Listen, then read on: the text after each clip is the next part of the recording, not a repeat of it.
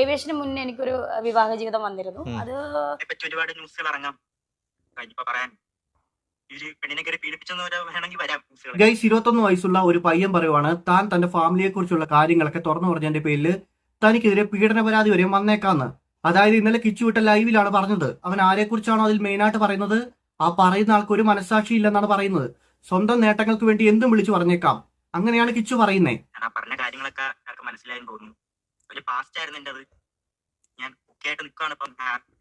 ാണ് കുഴപ്പമൊന്നുമില്ല. കൊല്ലത്തെ വീട്ടാടൊപ്പം നിൽക്കുക. എല്ലാവരും പറയുന്ന കാര്യം ഞാൻ പറഞ്ഞൊരു സംഭവം എല്ലാവർക്കും മനസ്സിലായെന്ന് തോന്നുന്നു. അപ്പം അതിനെപ്പറ്റി ഒരുപാട് ന്യൂസുകൾ ഇറങ്ങാം. പറയാൻ ഇന്നലെ കിച്ചു വിട്ട ലൈവ് കണ്ടിട്ട് എനിക്കൊരു കാര്യം മനസ്സിലായിട്ടുണ്ട്. കിച്ചുവിന്റെ ലൈഫിൽ പാസ്റ്റിൽ സംഭവിച്ച എന്തോ വലിയൊരു ബോംബ്, അതായത് എന്തോ വലിയൊരു സംഭവം രേണുവിനറിയാം. രേണുവിന് മാത്രമായിരിക്കില്ല, ഇവന്റെ ഫാമിലിയിലുള്ള എല്ലാവർക്കും അറിയായിരിക്കും. അത് പുറത്തു വരുമെന്ന് ഇവൻ പേടിക്കുന്നുണ്ട്.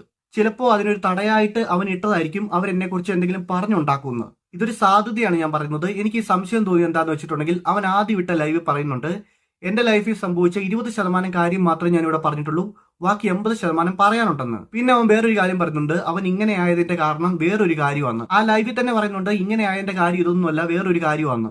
നിങ്ങളെ ലൈവ് വേണമെങ്കിൽ എടുത്ത് നോക്കിക്കോ, അതിന്റെ അകത്ത് പറഞ്ഞിട്ടുണ്ട്. ഇവൻ ഈ 2 ലൈവിലും ഈ 2 കാര്യങ്ങൾ പറഞ്ഞപ്പോ എനിക്ക് കാര്യം പിടികിട്ടി. നീ ഒരു ഫോട്ടോ ഇട്ടിട്ട് കുരു പൊട്ടുന്നവര് പൊട്ടട്ടെ. നീ ആരുടെ കൂടെ ഫോട്ടോ ഇട്ടിട്ട് കുരു, ആർക്കെന്ത് കുരു പൊട്ടാനാ? നീ കൊറേ കുറ്റം പറഞ്ഞോണ്ട് നടന്നതല്ലേ? എന്നിട്ട് നീ പോയി ഫോട്ടോ എടുത്ത് ഇത് ആർക്ക് കുരു പൊട്ടാനാ? എനിക്കോ? എനിക്ക് കോപ്പ് പൊട്ടും കുരു. സത്യം പറയുവാണെങ്കിൽ ഷെഫീന ബീബി കിച്ചുവിന്റെ കൊല്ലത്തെ വീട്ടിൽ ചെന്ന് അറിഞ്ഞിട്ട് രേണു അൽസേഷനൊക്കെ മൂങ്ങുന്ന പോലെ കിടന്ന് മൂങ്ങുമായിരുന്നു. ഒരു ബക്കറ്റ് നിറച്ച് പിടിക്കാനുള്ള അസുരധാര ഉണ്ടായിരുന്നു രേണുവിന്റെ കണ്ണീന്ന് വരുന്നേ. കുരു പൊട്ടിയിട്ട് ചേച്ചിയുടെ കണ്ണി കൂടെ ആയിരുന്നു ഒഴുകുന്നേ. ഇത് ആർക്ക് കുരു പൊട്ടാനാ? എനിക്കോ? എനിക്ക് കോപ്പ് പൊട്ടും കുരു. അങ്ങനെയൊക്കെ പറഞ്ഞ നന്നായി, ഇല്ലെങ്കിൽ ആളുകൾ പറഞ്ഞേനെ പിള്ളാച്ചൻ കള്ളം പറഞ്ഞാന്ന്. സെറ്റായില്ല. ശേഷം കറങ്ങി തിരിഞ്ഞ് പിന്നെ സേവനക്കറി പൗഡർ വെക്കാൻ ഒരു രക്ഷയില്ലെന്ന് കണ്ടിട്ട് അവിടുന്ന് ചാടിപ്പോന്ന്. അതിനുശേഷം ഏവിയേഷന് ചേർന്ന്. ഏവിയേഷന് മുന്നേ ഏവിയേഷൻ പഠിച്ചെന്ന് പറഞ്ഞ കാര്യം ശരിയായിരിക്കാം, പക്ഷെ പാസ്സായി കാണത്തില്ല. നമ്മുടെ ഈ ചങ്ങനാശ്ശേരിയിൽ ഒരു സ്ഥാപനം ഉണ്ടായിരുന്നു നേരത്തെ ഏവിയേഷൻ പഠിപ്പിക്കുന്നേ. ഹ്യൂമാനിറ്റീസ് എടുത്തിട്ട് നഴ്സിംഗിന് പോയി. വേറൊന്നും കൊണ്ടല്ല, ബാംഗ്ലൂർ ഒന്ന് കാണാലോ എന്നോർത്ത് പോയതാണ്. അവിടെ ചെന്നപ്പോഴാണ് എനിക്ക് മനസ്സിലായത് നഴ്സിംഗ് എനിക്ക് പറ്റത്തില്ല. സത്യം പറയുവാണെങ്കിൽ രേണു ഒരുപാട് കോഴ്സ് എടുത്തു. അതൊക്കെ പഠിക്കാൻ പറ്റാത്തത് തനിക്ക് പഠിക്കാനുള്ള കഴിവില്ലാത്തതുകൊണ്ടാണെന്ന് രേണുവിന് സമ്മതിക്കാൻ പറ്റത്തില്ല. കാരണം അങ്ങനെ സമ്മതിച്ചിട്ടുണ്ടെങ്കിൽ നാണക്കേടല്ലേ. രേണു ഇപ്പൊ പറയുന്നത് എന്താന്ന് വെച്ചിട്ടുണ്ടെങ്കിൽ ബാംഗ്ലൂരിൽ പഠിക്കാൻ പോയത് പഠിക്കാനായിട്ടല്ല, ബാംഗ്ലൂർ കാണാനായിട്ട് പോയതാണെന്നാണ് രേണു പറയുന്നത്. എന്തെങ്കിലും പഠിക്കണ്ടേ? അങ്ങനെ ഡിപ്ലോമ ഇൻ കമ്പ്യൂട്ടർ എഞ്ചിനീയറിംഗിന് ഒരുപാട് പഠിച്ച ആളാണ്. ചേർന്ന് കഴിഞ്ഞിട്ട് അതും സെറ്റ് ആകുന്നില്ല.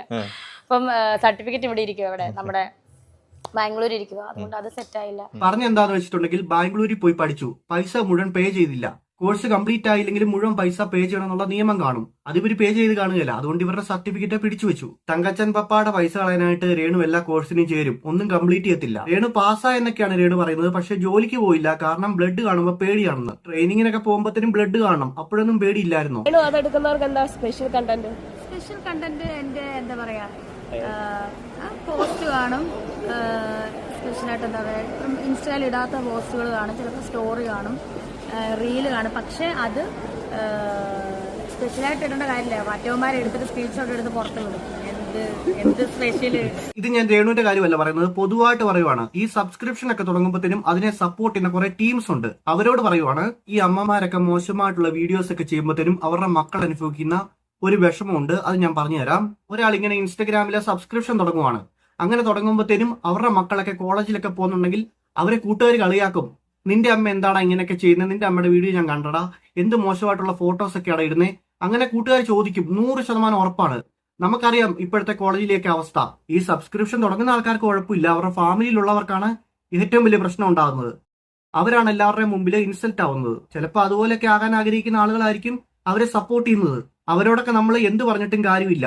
കുടം കമത്തിയിട്ട് വെള്ളം ഒഴിക്കത്തില്ലേ, അത് തന്നെയാണ് അവിടെ സംഭവിക്കുന്നത്. നമ്മൾ കിച്ചുവിന് എന്തെങ്കിലും സപ്പോർട്ട് ചെയ്ത് പറയുമ്പോഴത്തേനും കുറെ ആൾക്കാർ വന്നിട്ട് കമന്റ് ബോക്സിൽ തെറി പറയും. നിങ്ങളൊരു കാര്യം മനസ്സിലാക്കണം, രേണുവിനെതിരെ വരുന്ന ആരോപണങ്ങൾ നുണയാണെന്ന് രേണു ഇതുവരെയും പറഞ്ഞിട്ടില്ല. ഈ ഹനാൻ ഒരു കാര്യം പറഞ്ഞിട്ടുണ്ടായിരുന്നു, രേണു 20 വയസ്സുള്ള ഒരു ചെക്കനുമായിട്ട് റിലേഷൻ ആയിരുന്നു. ഇത് നുണയാണെന്ന് രേണു പറഞ്ഞിട്ടില്ല. ഹനാൻ നുണ പറഞ്ഞാണെന്ന് രേണു ഇതുവരെയും പറഞ്ഞിട്ടില്ല. ഹനാൻ പറഞ്ഞ കാര്യം എന്താന്ന് വെച്ചിട്ടുണ്ടെങ്കിൽ, സുധി ഉള്ളപ്പോഴും ബോയ്സുമായിട്ടൊക്കെ റിലേഷൻ ഉണ്ടായിരുന്നതാണ്. നിങ്ങൾ യൂട്യൂബേഴ്സിനെ എപ്പോഴും കുറ്റം പറയുന്നുണ്ടല്ലോ. ഇങ്ങനെയുള്ള ഒരാളെ നമ്മൾ എങ്ങനെ സപ്പോർട്ട് ചെയ്യും?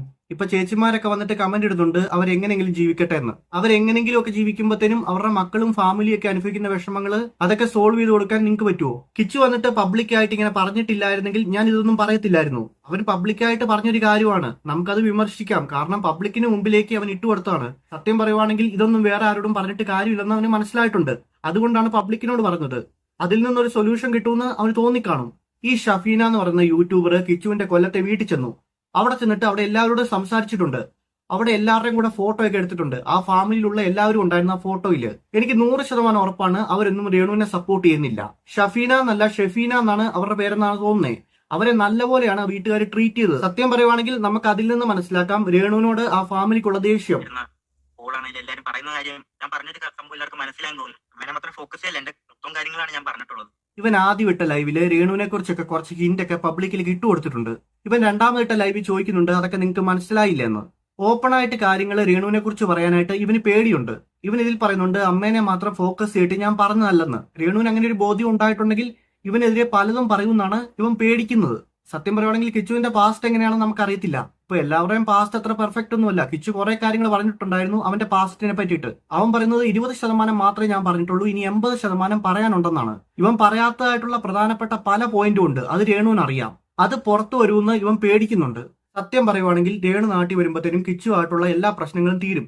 ഇല്ലെങ്കിൽ അങ്ങോട്ടും ഇങ്ങോട്ടും പറഞ്ഞ് ഇവർ പരസ്പരം നാറും. ഇവരുടെ ലൈഫിൽ നടന്ന കാര്യങ്ങളൊക്കെ അങ്ങോട്ടും ഇങ്ങോട്ടും ഇവർക്ക് അറിയാം. അതൊക്കെ പുറത്തു വന്നിട്ടുണ്ടെങ്കിൽ ഇവർക്ക് തന്നെയാണ് നാണക്കേട്. ഇത് കോംപ്രമൈസ് ചെയ്ത് പോകാനാണ് 100% സാധ്യത. ഗൈസ്, എന്തൊക്കെയായാലും ഇതിനെക്കുറിച്ച് എനിക്ക് ഇത്രയൊക്കെ ഉള്ളൂ പറയാൻ. വീഡിയോ ഇഷ്ടപ്പെട്ടെങ്കിൽ ലൈക്ക് ചെയ്യുക, സബ്സ്ക്രൈബ് ചെയ്യുക.